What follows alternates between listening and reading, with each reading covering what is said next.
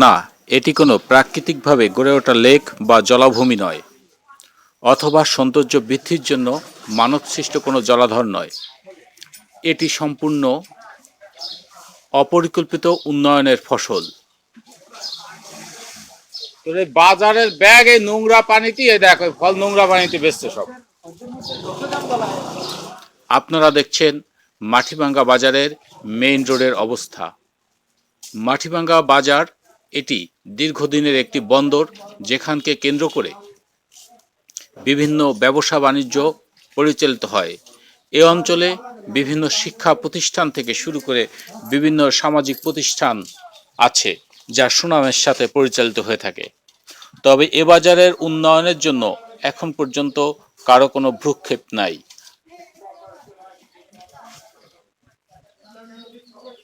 আপনারা দেখছেন বাজারের প্রধান গলির অবস্থা।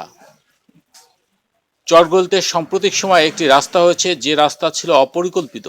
সেই অপরিকল্পিত রাস্তার যে ফসল, সেই ফসলে ভুগছে মাঝখানের যে গলি, এই গলিগুলো।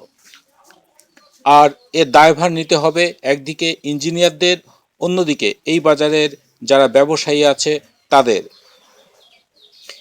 এই প্রধান সড়কের যে পানি জলাবদ্ধতা নিরসনের জন্য যে ব্যবস্থা পূর্বে ছিল, সেটি ছিল সামান্য একটি পাইপ, যার ভিতর থেকে আস্তে আস্তে পানি যায়। সেই জায়গাটাও এবার আরো সংকীর্ণ হয়েছে। আর এই সংকীর্ণতার পিছনে কারণ হচ্ছে এখানকার কয়েকটি কাপড়ের দোকান, কয়েকটি জুতার দোকান, কয়েকটি ছোট ছোট চায়ের দোকান। তাদের ফেলে দেওয়া পলিথিন, স্যান্ডেল, যা পাইপের মুখের ভিতর যে ভিতরে ড্রেনেজ ব্যবস্থাকে অচল করে দিয়েছে। আর এই অচল করে দেওয়ার জন্য আজকে বাজারের এই অবস্থা। এটি বাজারের প্রধান সড়ক এবং এখানে আজকে বাজারের দিন, এবং বাজারের দিনে এই ফাঁকা অবস্থায় আছে। মানুষ চলাচলের জন্য একেবারে অপ্রস্তুত এই রাস্তা। একদিকে ভগ্ন রাস্তা, যেখানে উন্নয়নের ছোঁয়া মাত্র পড়েনি। অন্যদিকে ড্রেনেজ ব্যবস্থা এতই নিম্নমানের, যেখান থেকে সামান্য আধা ঘন্টার বৃষ্টিতে পানির এই অবস্থা তৈরি হতে পারে। বিভিন্ন অ্যাঙ্গেল থেকে কর মেলা কটা 30-40 সেকেন্ড করে করে পাঠাবি। আমাদের অঞ্চলে ব্যাপক জনপ্রতিনিধি আছে। জনপ্রতিনিধিরা নিয়মিত উন্নয়নের বুলি ছড়ায়, কিন্তু উন্নয়নের নমুনা হচ্ছে এই। আপনারা সেটা স্বচক্ষে দেখছেন।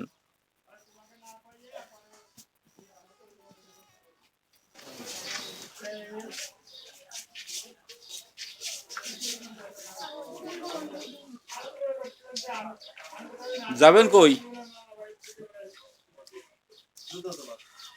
জুতোর দোকান, জুতার দোকান খোলা, কিন্তু যাতে হলে পানির ভিতর থেকে ছাড়া যাওয়ার কোনো সুযোগ নাই। যে দোকানে যান না, কোনো পানির ভিতর থেকে যেতে হবে।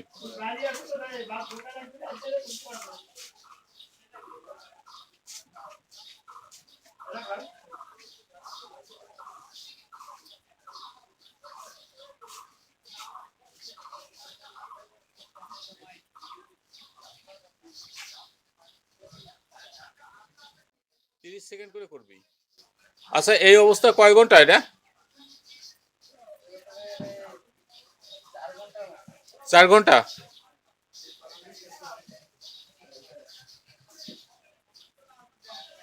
আধা ঘন্টার বৃষ্টিতে 4 ঘন্টা জলাবদ্ধ, সারা রাত্রেও যাবে না।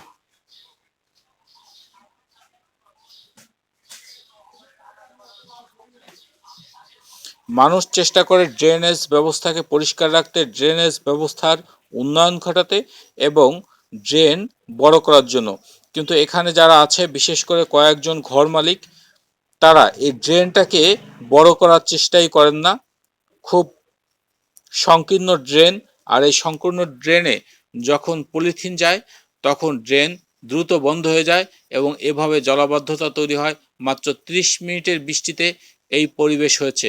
যদি এখানে কয়েকদিনের বৃষ্টি হয়, তাহলে কি অবস্থা হবে সেটা আপনারা নিজেরাই অনুধাবন করবেন।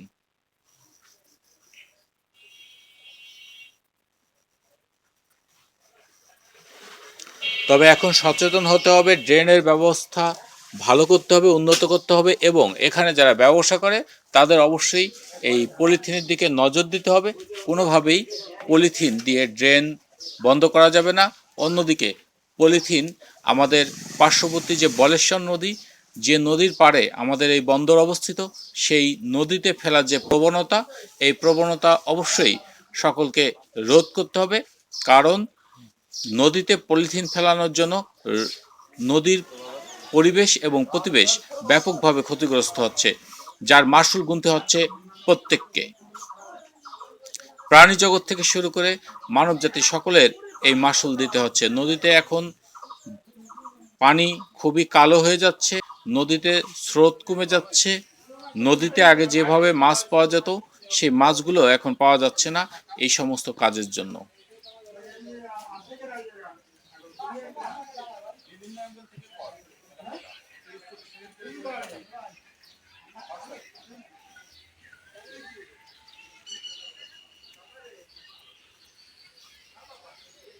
কর্তৃপক্ষের এখনই নজর দেওয়া উচিত এই ড্রেনেজ ব্যবস্থার উন্নয়ন কিভাবে ঘটাবে, এবং এই রাস্তাটা অন্তত হসপিটাল পর্যন্ত তৈরি করা প্রয়োজন।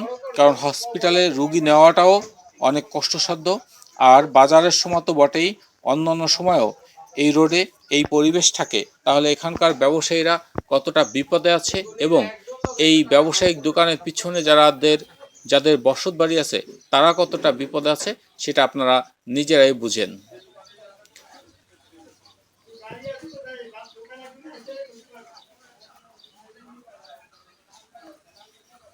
বছরের শুরুতে এখন পর্যন্ত তেমন বৃষ্টি বলয় তৈরি হয়নি।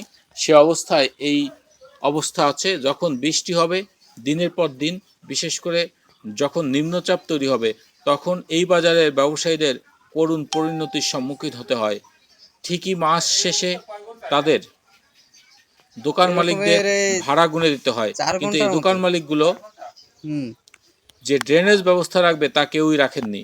এমনকি রাস্তার ভিতরে তারা চেষ্টা করে ঘর তুলে দিতে, যার কারণে এখানকার ব্যবসায়ীরা আছে বড় বিপদে।